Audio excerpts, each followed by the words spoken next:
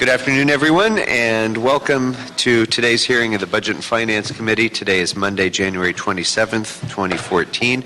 I'm Paul Krikorian, Chair of the Committee, and we have a full complement of committee members here. Thank you all for being here, Mr. Bonner, Mr. Kretz, Mr. Blumenfield, and Mr. Englander. We are ready to begin, and we'll be taking public comment on matters generally before within the jurisdiction of this committee prior to today's agenda items, and it appears that we've received no public comment cards to date. Is there anybody here wishing to offer public comment? Please raise your hand. Seeing none, public comment is closed. I would propose, members, items 8, 9, and 10 as consent candidates, as well as item 11, the Finance Monthly Investment Report, unless you have questions or concerns. Blumenfield? Okay with that? So seeing no concerns, items 8 through 11 will be approved on consent. That'll be the action of the committee. And I think what we'll do, members, is go ahead and complete our closed session items first. We have a number of lawyers, including outside counsel, who are here, so I'd like to go ahead and do those. Is there anybody here wishing to offer public comment on any of the closed session items 1 through 5? Seeing none, public comment on those items is now closed, and we will proceed to closed session. Can you say here? The committee may recess into closed session pursuant to Government Code Section 54956. Maybe we should move to the... So we'll retire to the other room so that everybody can be comfortable in here who's not going into closed session. So with that, we'll retire to closed session.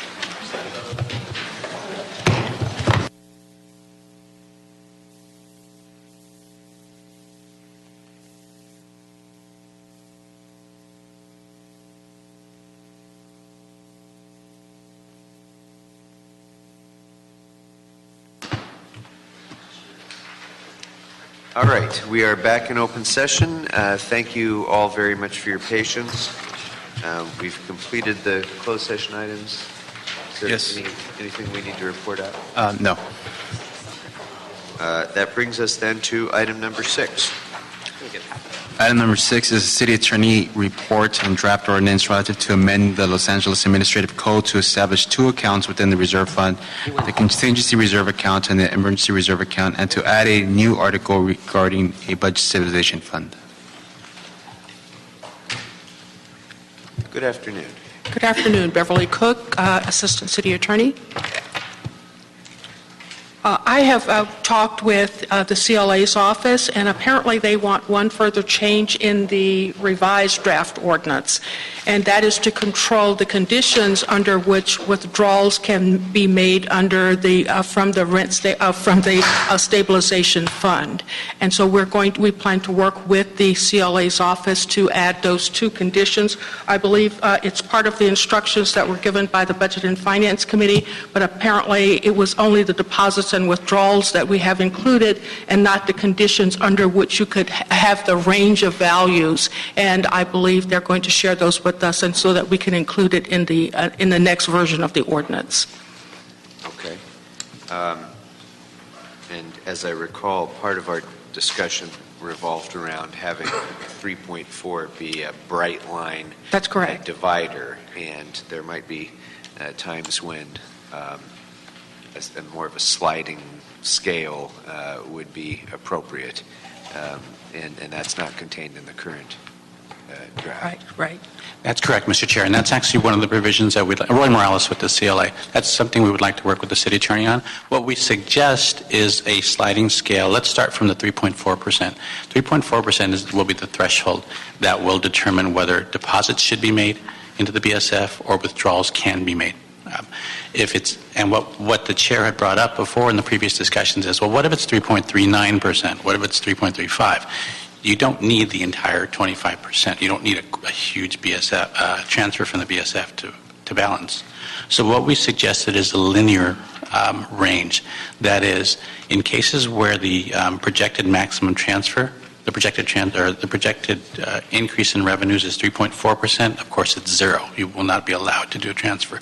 If it's 3.3, then we recommend that the transfer be allowed up to 5% of the balance in the Budget Stabilization Fund.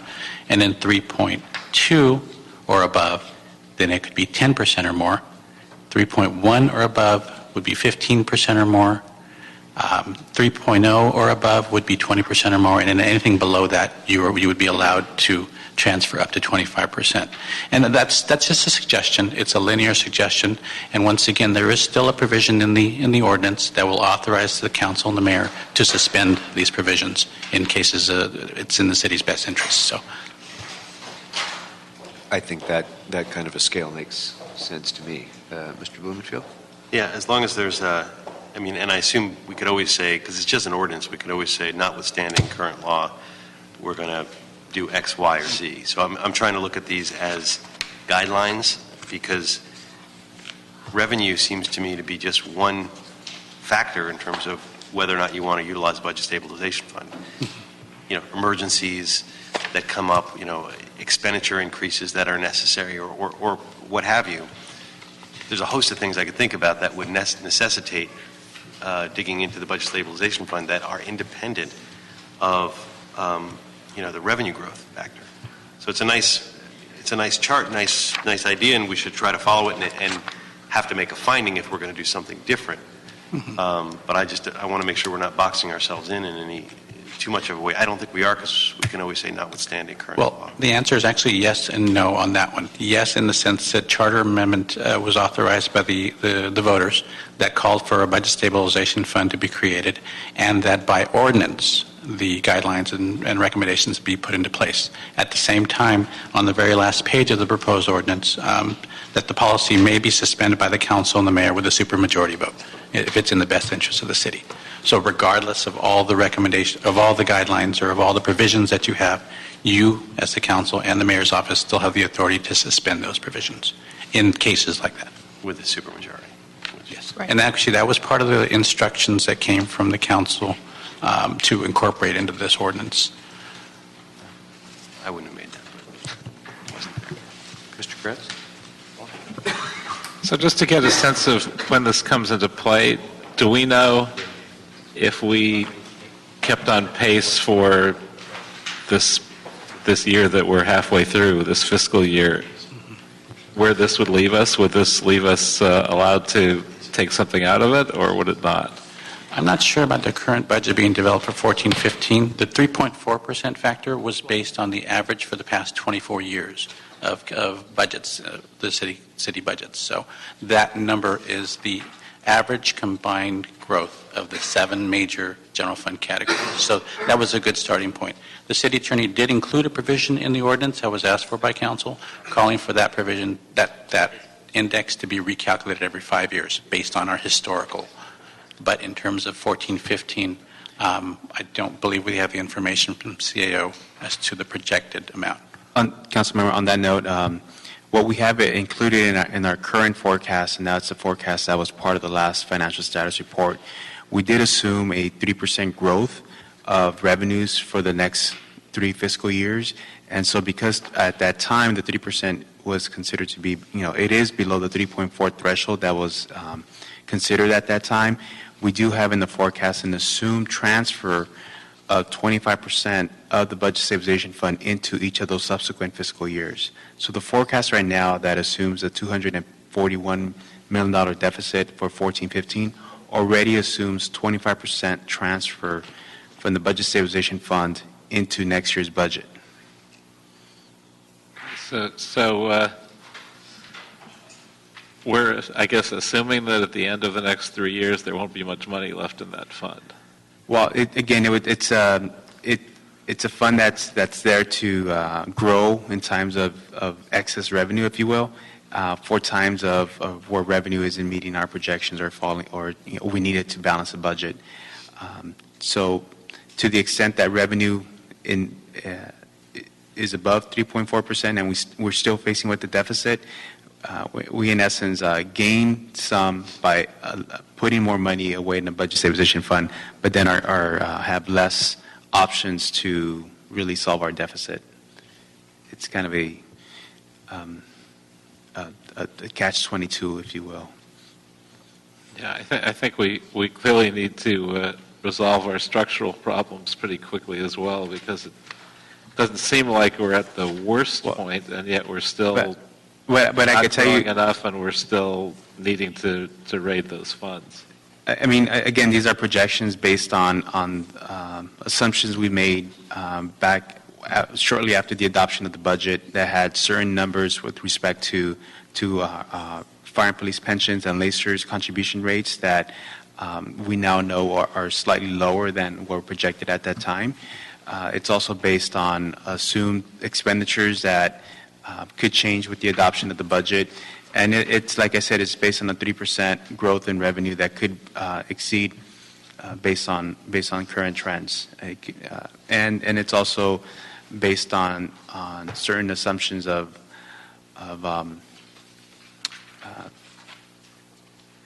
expenditures that that could be more. So there could also be some additional costs that haven't been factored into the forecast. We plan to update the forecast in the near future, release it as part of our mid-year report. That would hopefully give us a little bit better gauge as to where we're going to stand for 14-15. And Mr. Chair, if I could just make one clarification at the same time, just as a clarification, any transfers from the Budget Stabilization Fund when that index is not reached are an option. In other words, you do not have to make it. It will be proposed to you, and it will be your decision as to whether or not that transfer should be made. So it's permissive. And just a final note, it was one of the positive factors that were noted in our, and we'll talk about it in one of the next items, is in one of the rating agency assessments of our credit. Okay, I had two questions. I think Ben just indicated my next question will be answered on the next item, I guess. I was going to ask about the rating agencies.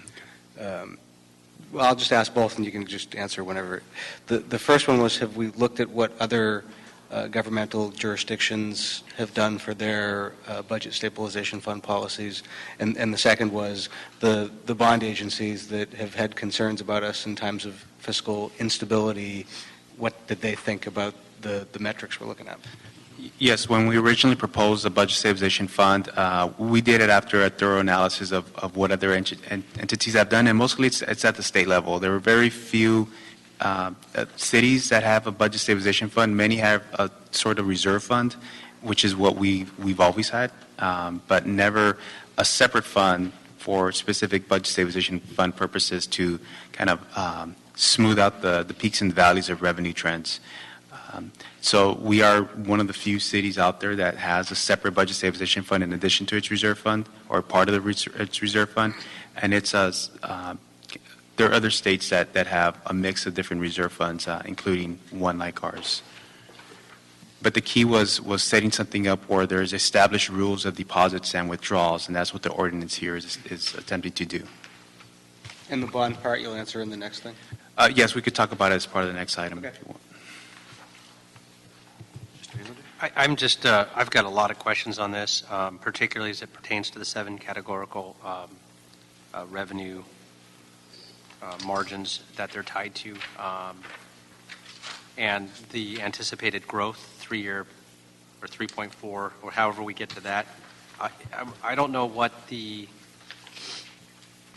time certainty is. I know we're very interested in moving this on to council. I do have some other questions that I'd like to meet with CAO's office and really go through this thoroughly. This is a long time coming. It was something that was actually first established by my predecessor as well, that Greg Smith pushed forth in having a budget stabilization fund. And I had a lot of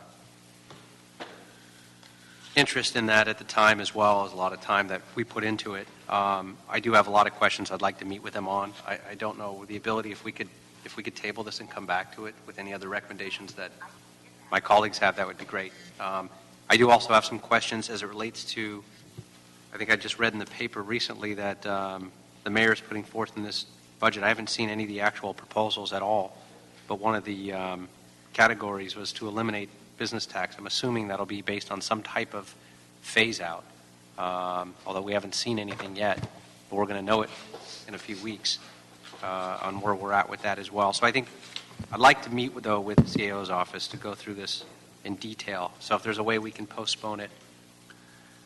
Well, this is in essence, the final step of certain actions that have already, we came here with the policy, which Right. council adopted the policy, and this ordinance is based on the policy that was adopted by council. So I leave it up to the chair to direct us as to how he wants us to proceed. If there's no concerns among members, we're not yet set to have this heard in council.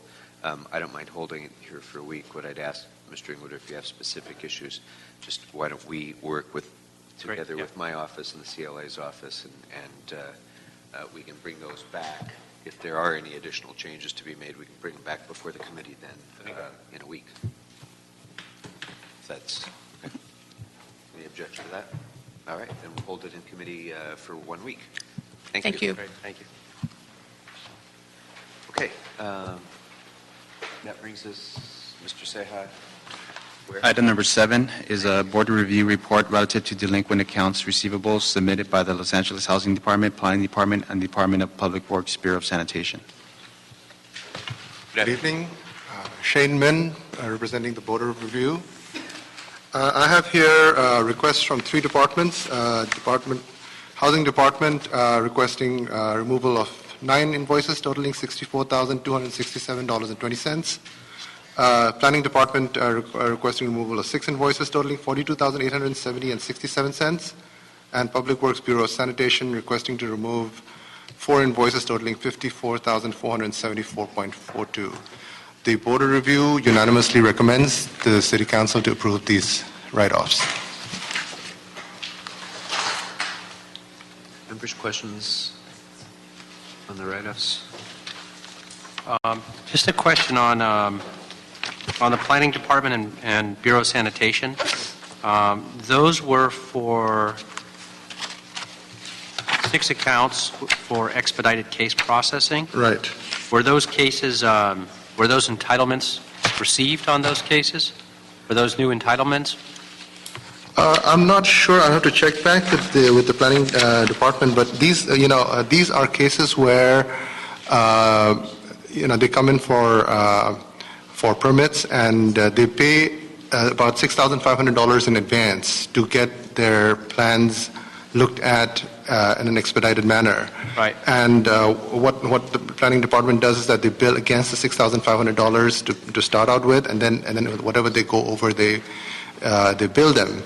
However, these are, in some cases what happens is that the plans don't go through. The builder doesn't follow through with them. They don't want to continue because of bad economic conditions or whatever, and they don't pay the bills also. But what I've been told by the department is that they cannot continue with any of their plans without paying these bills. So if they're being written off, that means that these plans are dead. Okay. They cannot go forward with them at all. So they're not receiving entitlements and sitting on them, they don't? Matt Crawford for the Planning Department. Whether or not the entitlements are approved, sign off to actually go get a building permit will never occur unless the payments are made. Got it. And even if we write it off, that stays on, not on the books, but it stays on the plans that they would Correct. still have That's to pay correct. it? Correct. Good, okay. That's what I wanted to know. But Good point. Bloomfield. that doesn't follow the builder, though. So that project can never go forward, but that same builder who owes money on this can go forward with another potentially similar project or anything else. Is that right? Unfortunately, that is correct. It runs with the land.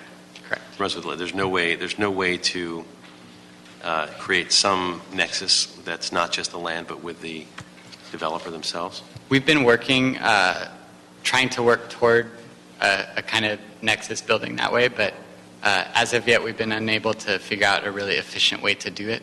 Right now, it really has to be done completely manually. And given that a lot of these projects, the applicant will actually be like an LLC that's created for that project, and then the next project will be an LLC created for that. Even if it's the same person, that person's name probably isn't on it. So it's a technical problem, not a legal one. Is that right? For expedited, yes. My understanding is that for accepting applications, generally speaking, we can't deny an application because of accepting an application because of who you are. But expedited, given that's a somewhat You can't- discretionary You thing, can't deny an application because they have an outstanding bill on a prior one? correct. Why not? Due process. It's due process. We can't say you can't submit your application because you owe us money on a different one. The one discretion planning department does have is that if they do owe money, we can keep them out if we catch it. We can keep them out of the expedited program because that's discretion on our part, but we don't have any technical way of doing that on a regular basis. Well, I'd love to get you to work with ITA folks, and I mean, that's a solvable problem, I would think. It's just a matter of giving anybody who's associated with a project a particular code, and then, keeping all of those together as whatever they're attached to. And I mean, it's doable if we automate a little bit more. I would agree that ultimately we should be able to get there. We're just not there yet. Okay. And then separately on the uncollectible invoices in the housing department, is it uncollectible because have we issued liens on that? Is that an option for collection, or is that not pursued? Well, I have housing department out here, so they'll probably be able to answer the questions better. Good afternoon, Committee. Michael Prendergast with the Housing Community Investment Department. Councilmember, you mentioned about his option to do with liens. That is something that is being reviewed and researched right now, and we have been working with the City Attorney's Office and Office of Finance on that perspective. The uncollectibles that we bring forward have been to collection agencies in trying to gather payment on those. We also go ahead if there's any property owner that is working with the department on future development of buildings. We also take a look if there's money owed them. We'll go ahead and seek to collect that before any funds are made available to them. So the lien issue is just now being looked at? I would think that would have been pursued for years. We have been looking into it. Some of the issues that arise is that not all our types of, we have two primary programs, and they are both not compatible for a lien program. Not compatible for the lien. That's correct. We do have several programs that we utilize a lien on. Even so, we still go ahead and go through the process to write off those amounts, but still seek to collect the funds. And maybe it's not an easy answer, but is there an explanation that I might be able to understand of why a lien wouldn't be compatible with these programs? And the City Attorney, I believe, would be able to give a better explanation on that, sir. But it's my understanding that one of our programs, the Rent Stabilization Ordinance, is a registration fee, and the other one is a systematic code enforcement program, which is a service fee. And so that is what... Those are not against real property. Correct, sir. Okay. Thank you. Mr. Craig. And the one thing I don't understand is why do we take the fee for expediting and then charge against it? Why don't we just keep it and then let them pay for the rest of it as it goes? It seems like we're setting up a situation where we make it really easy for us to not get paid on some of these charges. Yeah, on expediting, that is a planning department type of invoice, sir. On expedited, the balance actually, in addition to being kind of a commitment to the project from the developer, the balance is what gives us cash flow into the program, and it actually results in the billings being much lower dollar amounts. Otherwise, the uncollectible balances we'd be getting would be much higher on account of we wouldn't have collected any money for those projects. So if we do $7,500 of work on a project and nobody ever paid us, we'd have a $7,500 uncollected amount. Whereas now they pay us $6,500 and our uncollected amount would only be $1,000. Ends up being to our advantage. But I don't understand why it goes against the rest of the expenses of the project. Why wouldn't we just stop? Yeah. Generally, the problem, if cases are going on longer, we will stop. That's what we do on some of our other programs that are billed this way. With expedited, generally the work is pretty short because it's expedited. And the billing lags a little bit, so often the work is all done by the time the bills become delinquent. Do we have a way to speed up the billing so we don't set ourselves up for this situation? Based on the city's billing and collections process, I think the calendar just doesn't work for that. If we're processing a case in 2 to 3 months, which is the kind of outside end for expedited, it takes longer than that to process to get all the way to the point where a debt is actually delinquent officially. And that's a 60-day process minimum. Why the length of time? We run billings once a month, so that's 30 days there. And then the bill itself has a 30-day payment, a 1-month payment window. Strikes me as something we could do more efficiently and save ourselves some money. But from how much work it is to do billings on expedited, I would hope that we don't move to billing more often. That would be even more work.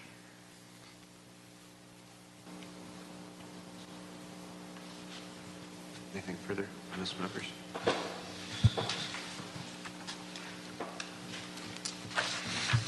Okay. Well, if there's no objection, my recommendation would be to approve the report and effectuate the write-off as requested. And if there's no objection, that would be the action of the committee. Thank you very much. Thank you very much, Councilman. That brings us to item number 12.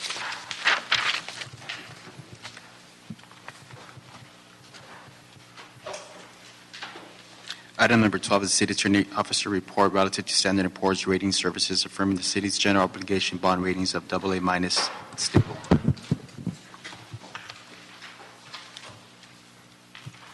Good afternoon. Good afternoon. Natalie Burrell from the CEO's office.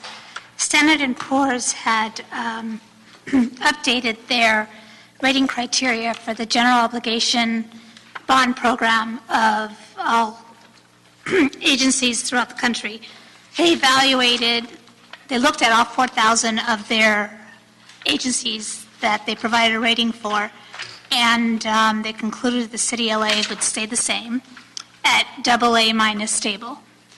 The one area that they really wrote a lot about was, and were concerned about, was the contingent liability and debt area, and they did say that we rated very weak in that area, not so much on the debt side, but on the contingent liability position, which includes our pensions, our OPEB, as well as contingent liabilities.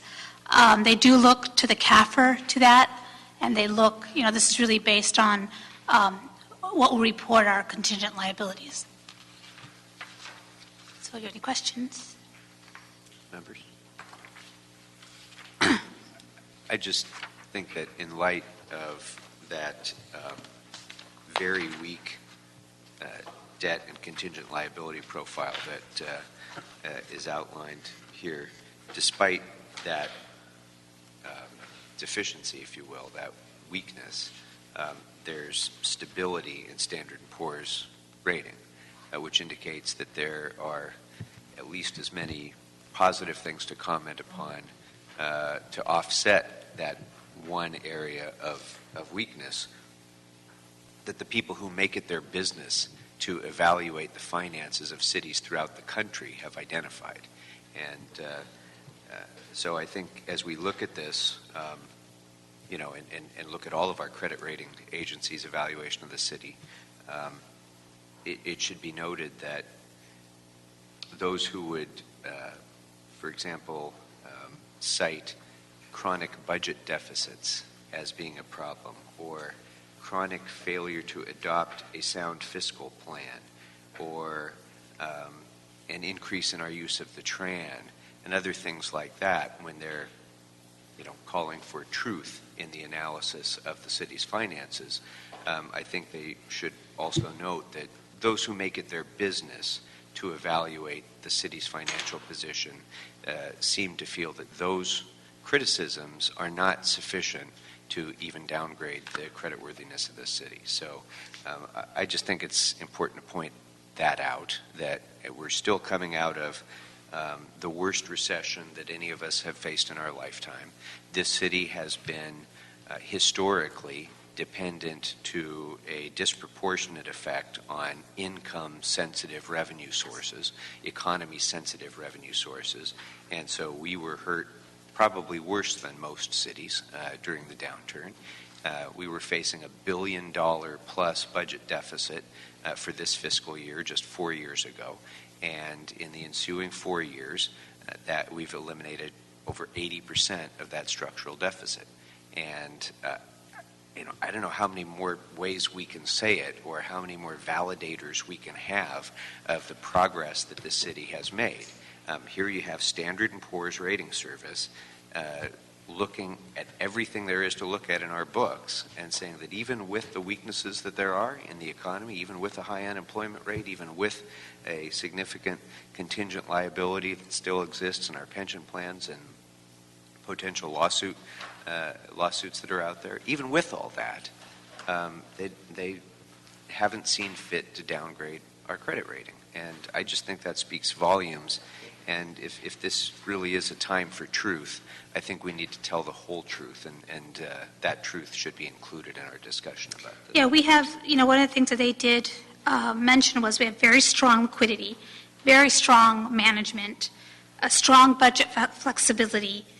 Our budget performance is good, is adequate, is very adequate. And, even with the economy doing poorly, we got an adequate on the economy, which means all those things that could be affecting us, it's still not enough to downgrade you. I do agree with you. And Moody's just came out with a, with their new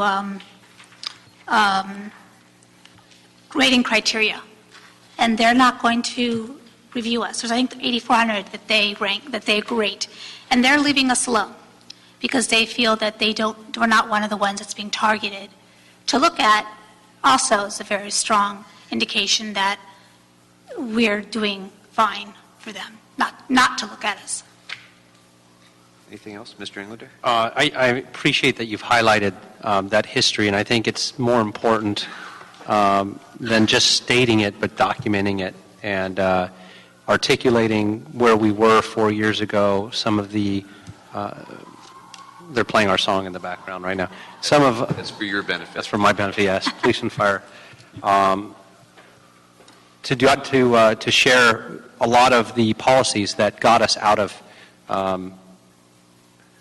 that possible catastrophe, which would have been $1 billion budget deficit, but also the things that we've done that both S&P highlighted, but also the things they didn't. The Budget Stabilization Fund, which is before us in this meeting, as well as the reserve and what we've been able to do.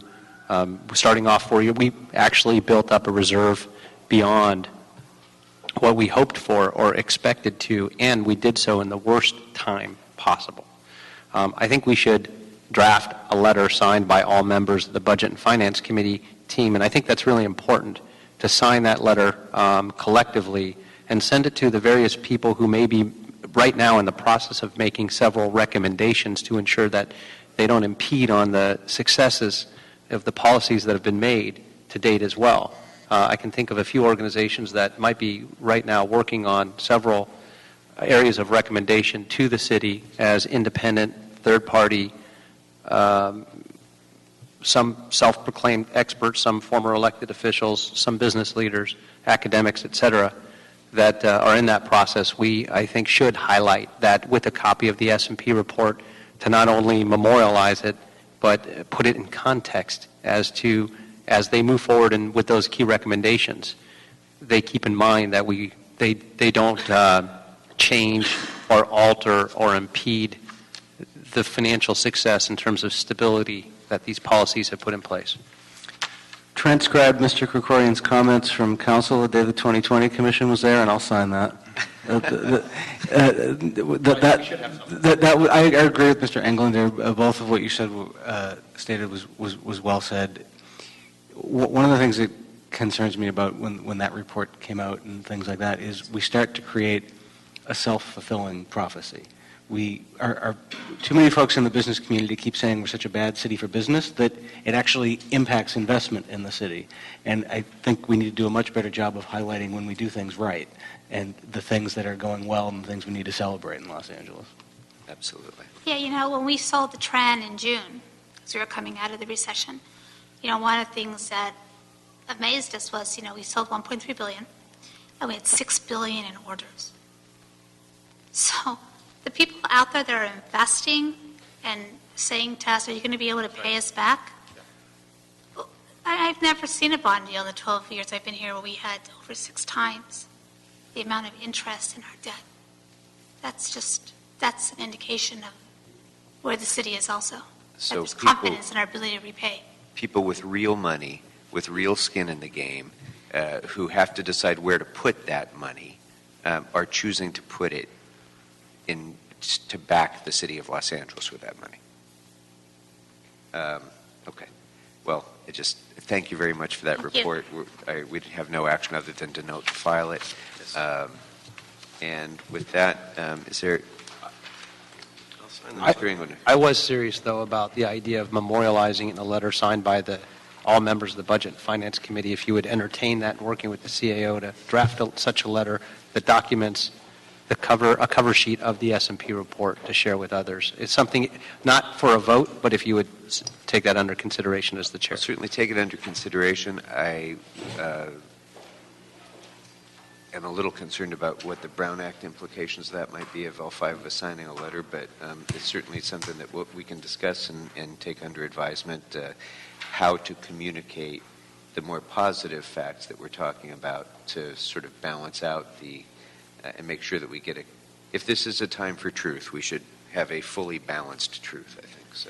Can't we deal with the Brown Act thing by just drafting the letter and having it as an agenda item? And then we discuss it in the meeting and formally vote to sign on it. We could well do that. I think. But, yeah, but I'm not the city attorney. We've got to check. But I would think that there'd be a fairly easy way around the clearly and importantly stated Brown Act violations that could be there by just... Not a way around it. Way to follow. We will, way to follow it. Yes, thank you. We'll take that under consideration. But we'll note and file the report for now. Yes. Is there any other public comment? Is there any other action before the committee? No, Thank you very much, members. We are adjourned.